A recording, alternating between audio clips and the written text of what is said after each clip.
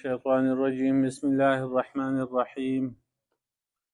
إنما حرم عليكم الميتة والدم ولحم الخنزير وما أهل به لغير الله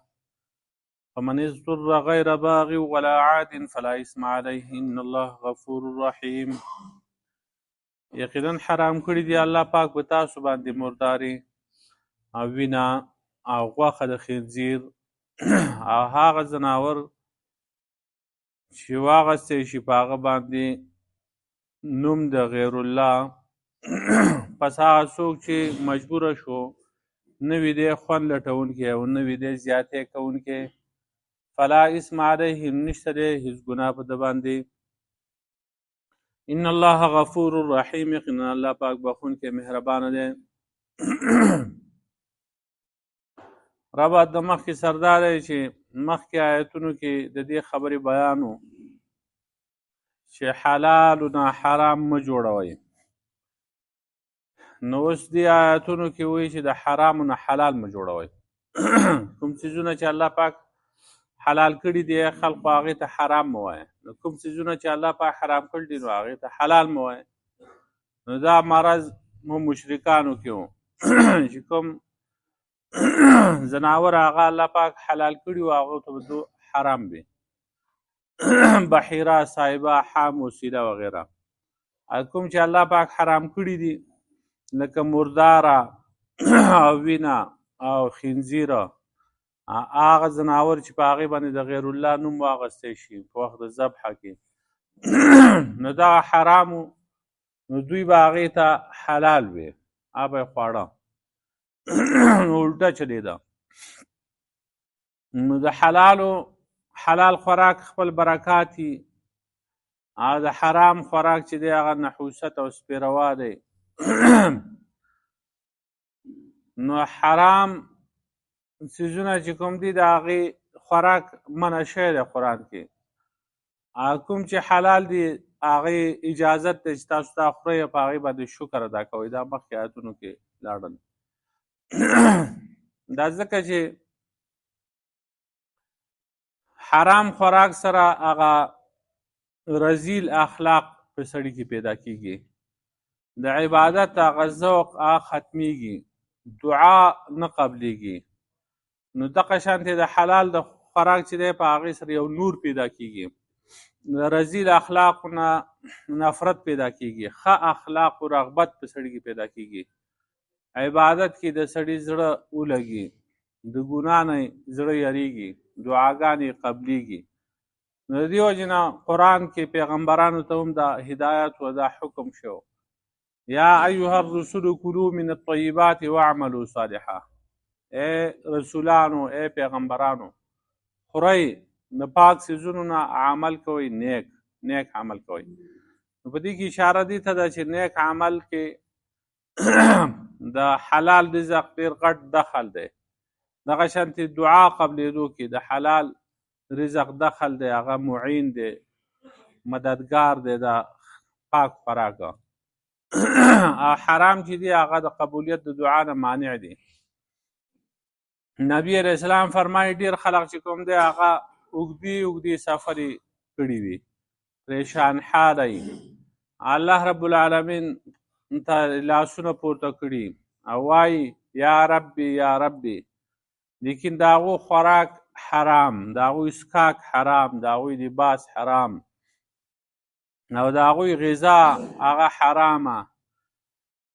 نو په دغسې حالاتو کې به د دوی دعا څنګه قبوله شي؟ نو دلته الله رب العالمین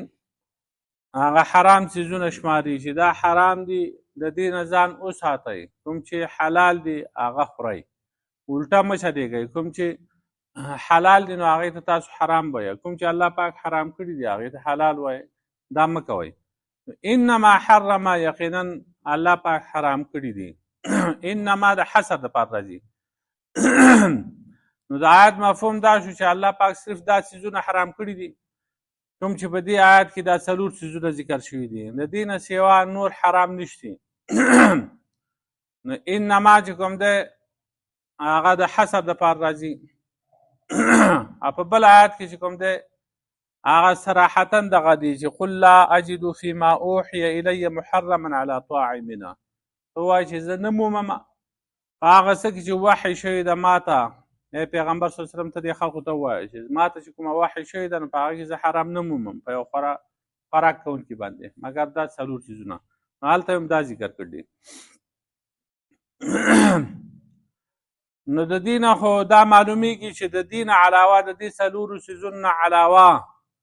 نور حرام نشته حالا کې په قرآن کې او په احادیثو کې نور هم ډېر شی څیزونه هغه حرام دي د هغو حرمت ثابت دی نو دا اشکال دی په دې باندې اعتراض دی نور څه څیزونه دي لکه خر دی قاچر دی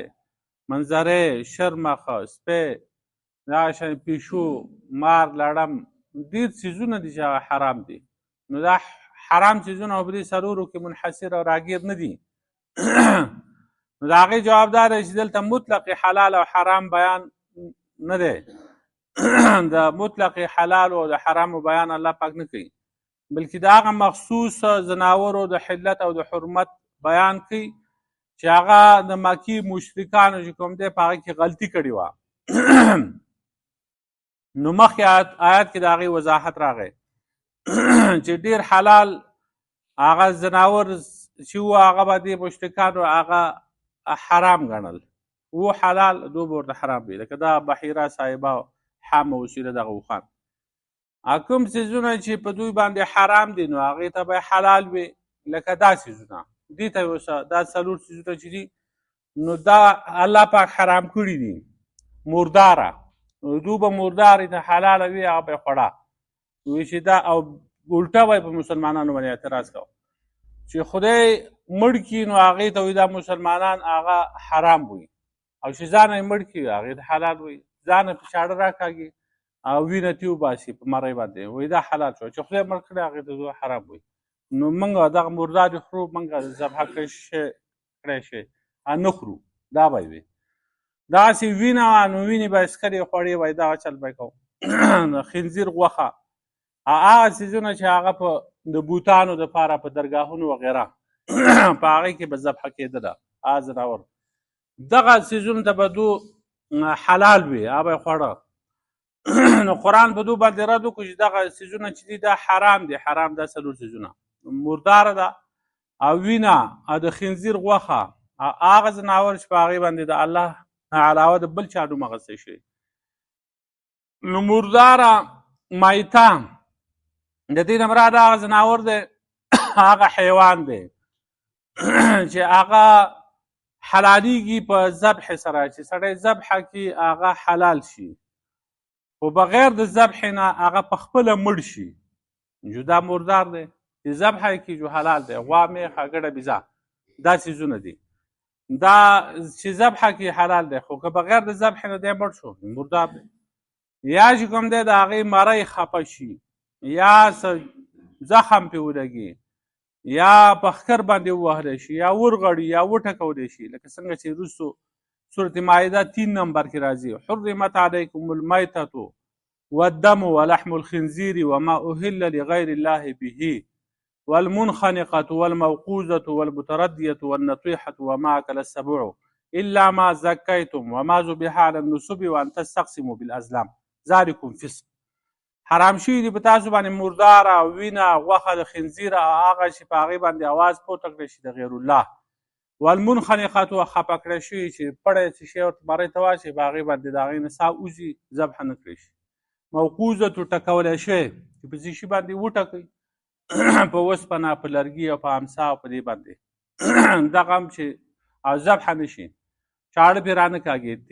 تیره څیز چې کوم دی په هغې باندې چې وینه ونه وځي متردیتو ورغړي او مړ شي نطویحتو هغه څاروی چې هغه بل په ښکر باندې ووهي هغه ورغړي مړ شي هغه چې ځناور یې وخوري که تاسو هغه ذبحه کوئ نو بیا ټیک ده نو ذبحه کړی شوی نه یاستې ځناور په هغې باندې حمله وکړي نو یو خو ښکاري سپی دی ښکاري باز دی باشه وغیره دا څیزونه چې کوم دی چې هغه ټرین وي هغه یې راونیسي هغه ټیک دی خو چې سبعو لیوګان چې کوم دی هغه مات کی مات دا حرام دي هغه خوراک نه پکار او ما ذبح علی النصوب او چې په درګاهونو باندې ذبح کړی شي د غیر الله په نوم باندې، بت بابا د دې په نوم باندې. وان تستقسموا بالازلام او دا چې تاسو قسمت معلوموئ په غشو باندې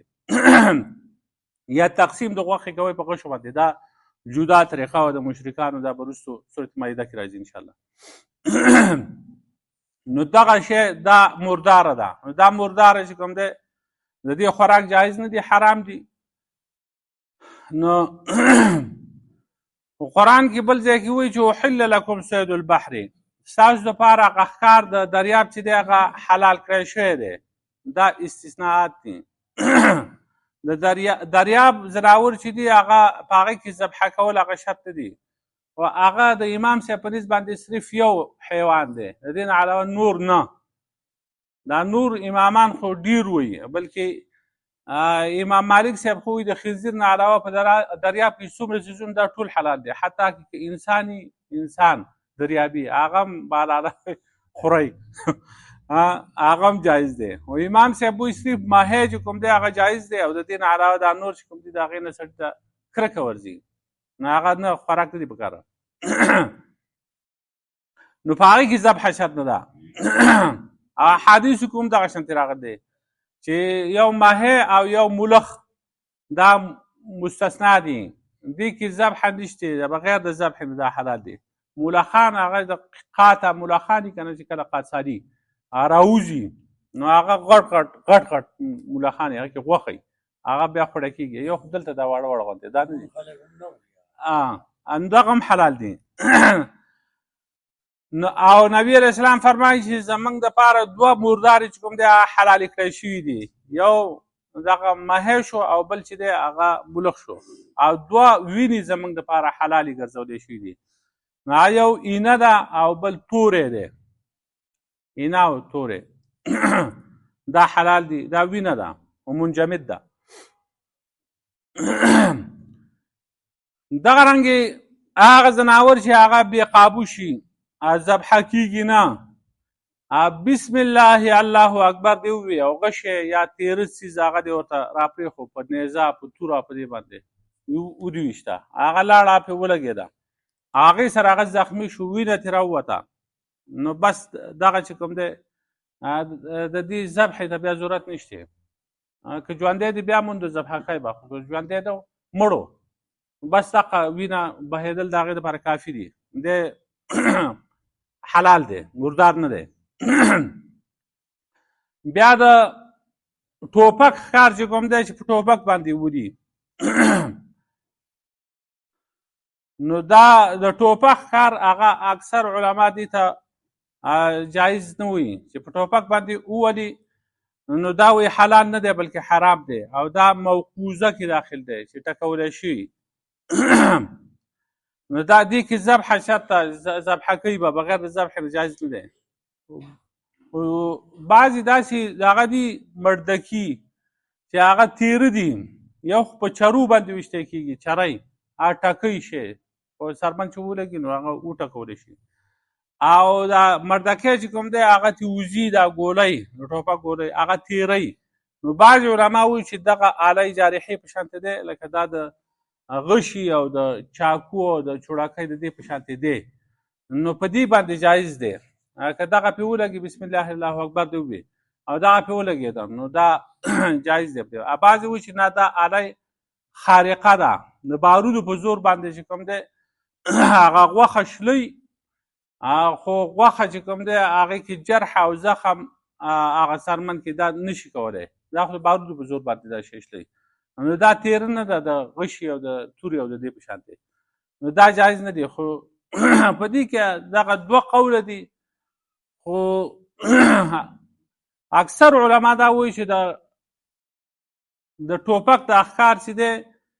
نو دا جایز نه دی، دا حرام دی. که ژوندی دی بیا مونده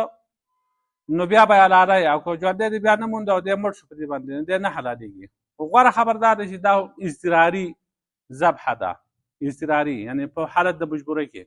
اوس هغه څیزونه چې هغه د دغه ګولۍ او په دې مردکي باندې خرابېږي نه، د ټوپک او د تماشې په مردکي باندې هغه سول ول کېږي نه، غټي لکه میخه شوه غوا شوه هغه دې پې وویشته بې قابو وي اکثر په دې قربانو په دې کوم بې قابو شي وتښتېږي بیا نه لاندې کېږي نور نقصان هم خلکو ته رسوي نو په هغه کې ټوپک ګزار پې تا وکړو او بسم الله الله اکبر دې وویې دا جایز ده دې خوراک چې کوم دی جایز دی خو بعضې داسې څیزونه چې هغه وړوکي واړه واړې مرغۍ او په هغې باندې دغه ټوپک د مردکۍ او ګولۍ ولګي هغه سول ول شي او ختم شي نو دا هغې کې بیا هغه خو جدا جدا شو ټوکرې ټوکرې شو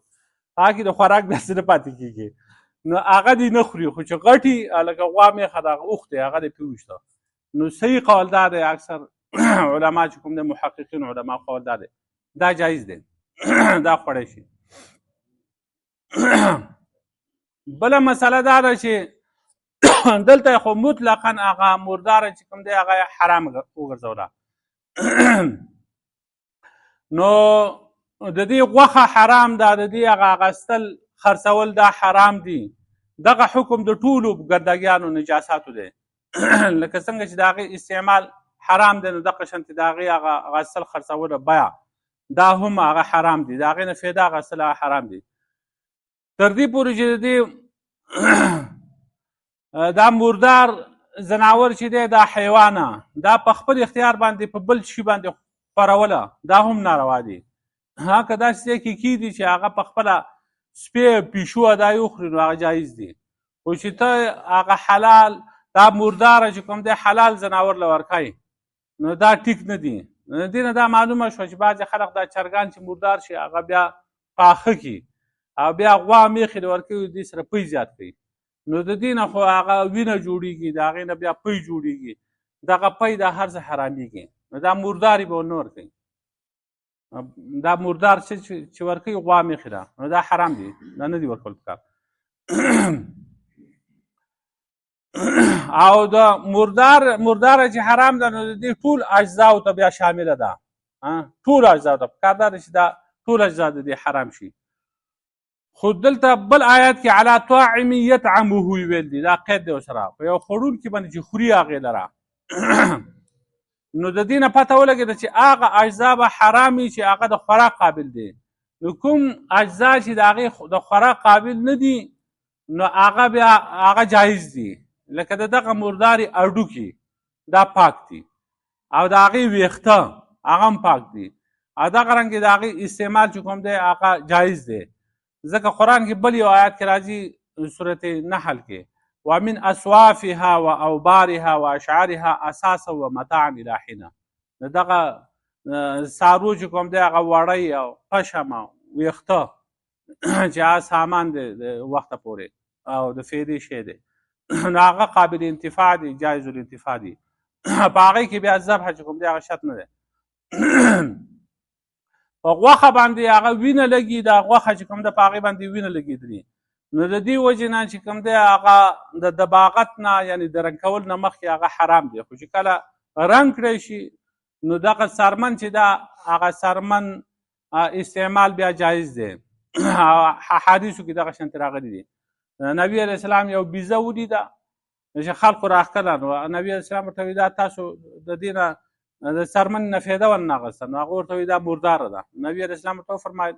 چې د دې خوراک حرام دی څرمن چې رنګ کړی شو نو د هغې نه خو فایده اخیستی شي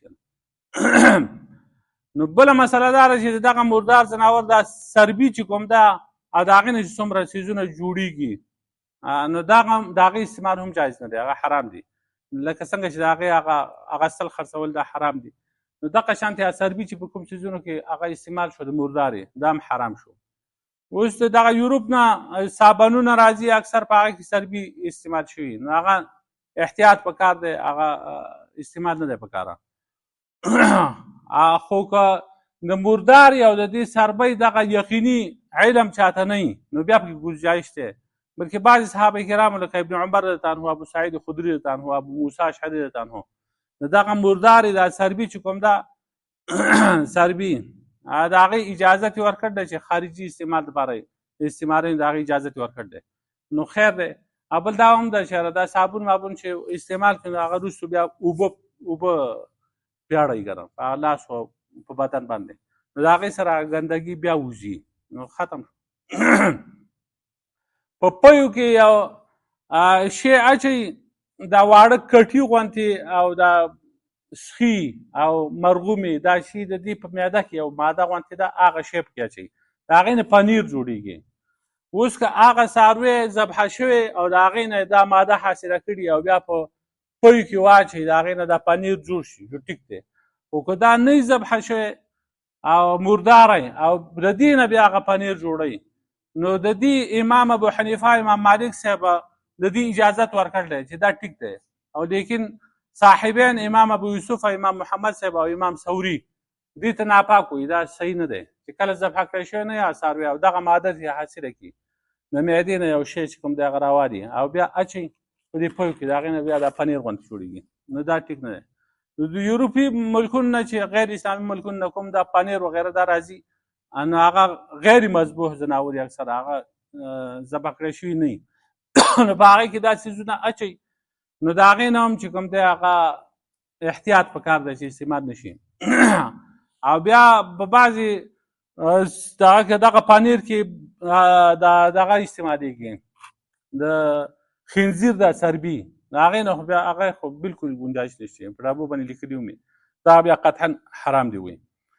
نو یو شی شو مرداره چې یقینا الله پاک حرام کړی دی په تاسو باندې مرداره. دویم انما حرم علیکم المیتة والدم او وینه دا الله پاک حرامه کړی ده. وینه یې دلته مطلق ذکر کړل د خو صورت انعام کې سره بیا یو قید دی او دم مسفوحا یا هغه وینه چې هغه بهیږي نو د فقهاو په اتفاق باندې هغه منجمد وینه چې کوم ده لکه ګردي او تورې وغیره یا دغه شو اینه دغه بیا حلال دی هغه جایز دی. نو چې کله بهیږي نو هغه حرامه ده نو چې نه بهیږي ذبح کړه هغه وروستو بیا دا وینه په دې غوښې پورې او په هډوکو پورې نښتې ده نو هغه بیا پاکه ده جایز ده خوړی شي چې ذبح شو څاروی او د هغې نه وروستو په دې غوښې هډوکې پورې وینه نښلي که نه یي هغه جایز ده په دې باندې اتفاق دی. دغه شانتې د دې ماشي د مچ او د منګون او یا د کونې وغیره دا چې دا کومه وینه راکاږي دا هم پاکه ده خو که ډېره زیاته وي نو بیا د هغې انځل پکار دي. بله مسله دا ده لکه څنګه چې د دې وینې څکل هغه حرام دی نو دغه شانتې خارجي استعمال دپاره هغه هم حرام دی. دا د ټولو نجاساتو او ګندګو په شانتې حرام دی نو د دې اغسل خرڅول د دې نه فایده اغسل دا جایز نه دي. د دې نه چې کومه آمدني حاصلېږي هغه ټول به حرام وي. نو د دې وجې دا وینه چرګانو له ورکوله اکثر خلک یې دا جمع کوي او بیا چرګان له ورکوي دا ناروا دي په دې باندې چې دا چرګان غټېږي نو دا شی ټیک نه دی. یا په چیکي استعمالوي د رنګ دپاره دا وینه په چیکي استعمالوي دا حرام. یا چې پالش جوړوي هغه بیا په دې بوټانو او په پیزارونو او په دې باندې مږي دا هم حرام دا صحیح نه دي. د دې هر قسمه استعمال چې دی د وینې دا ناجایز دی. اوس پاتې شو دا خبره چې دا وینه چې کوم دی هغه بل سړي ته منتقل کوي یو کس چې کوم دی هغه بیمار دی هغه له ته وینه ورکوي دا جایز دی او که نه دي. نو اضطراري حالاتو کې چې کوم دی چې هغه ډېر د مجبورۍ حالات دي بغیر د وینې نه هغه سړی نه پایي د هغه دپاره یا خو بله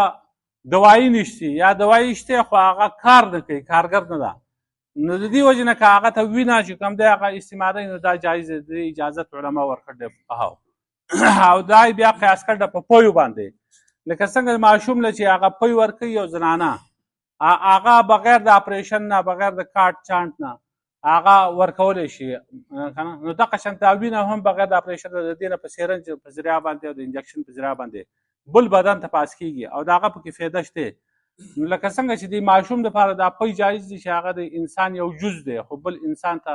په هغه فایده میراویږي نو دغه شانتې دا هم د انسان یو جز دی او پلیته هم ده دا وینه ځکه چې دا خارج شي نو بیا اودس پرې وماتېږي او که بل ځای باندې ولګېده نو هغه ځای هم څښا کوي هغه به انځل غواړي. خو دا ده چې د مجبورۍ په حالت کې هغه کار پې کېږي بغیر د دې وینې نه هغه پای نه نو هغه له ورکول هغه پکار دي او په دې کې ثواب هم دی چې هغه پې بچ کېږي ثواب پکې هم دی او دا ناروا نه دي.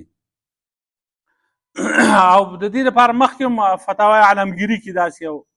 جزیه لیکل ده چې ولا باس بان یسعت الرجل بلبن المرأة ويشربه للدواء باک نشته چې د سړي په پوزه کې چې کوم دی هغه د ښځې پی واچي د علاج په طور باندې یا د دوایي په شکل باندې هغه وڅښي نو خیر دی. نو د پیو اجازت چې ورکړه ده نو وینه چې کوم ده هغه هم قیاس کړل ده په دې پیو باندې علماو نو دا ورکولی شي.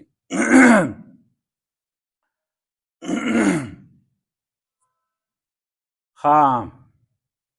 خو دا په هغه حالاتو کې ورکولی شي چې هغه د علاج په طور باندې او د مجبورۍ حالات چې بل څه شی بل دوایي نه وي. هسې عام حالاتو کې چې کوم دی وینه ورکوله دا ښه کار نه دی. وینه به هسې نه ورکوي خو که دغسې څه ضرورت نو د هغې په بنیاد باندې. دریم څه چې کوم دی هغه خنزیر دی. انما حرم علیکم المیتة والدم ولحم الخنزیر. یقینا الله پاک حرام کړی دی په تاسو باندې مرداره وینه او غوښه د خنزیره. غوښه د خنزیر نو د خنزیر غوښه یې دلته ذکر کړل د همرات نه ټول اجزا دي چې هغه اډوکي دي د هغې سرمن ده د هغې ویښته دي د هغې پټې دا په اجماع د امت سره دا حرام دي. نو د دې صرف فقهاو مخکې دا اجازت ورکړی چې د دې دا ویښته چې دي هغې سره به تار ملګری کوو او په هغې باندې به ګنډود کوو څه شی به کپړه به یې پرې ګنډه ده د ستنې په طور باندې استعمالېده هغه لږ بټاک باندې دا ویښته د دې خنزیره. نو په دغه د هغې دپاره اجازت ورکړی او نن سبا خو ستنې دومره دي چې هغه په 10 روپۍ باندې په سوونو ستنې کېږي نو دې ته ضرورت نشته. د هغې اجازت هم اوس علما او مفتیان دا نه ورکوي. ویښته دي او که هر شی چې دی دا حرام دي. دا که په څه شي کې استعمالېږي نو هغه څیزونه هغه به بیا حرام وي لکه صابون کې شربتونو کې شیمپوګانو کې غوړو کې عطرو کې سپریګانو کې که دا استعمال شو. دغه شانې الکوهل چې کوم دی هغه خالص شراب دی خالص شراب هغه څیزونه که استعمالېږي د هغې نه هم پرهیز پکار دی هغه ټیک نه دی. څلورم شی چې دی ما احل به لغیر الله دی هغه ځناور چې په هغې باندې د الله نه علاوه د بل چا نوم واخیستی شي. په دې کې ډېر تفصیل دی دا پرېږدو په سبا وایو انشاءالله.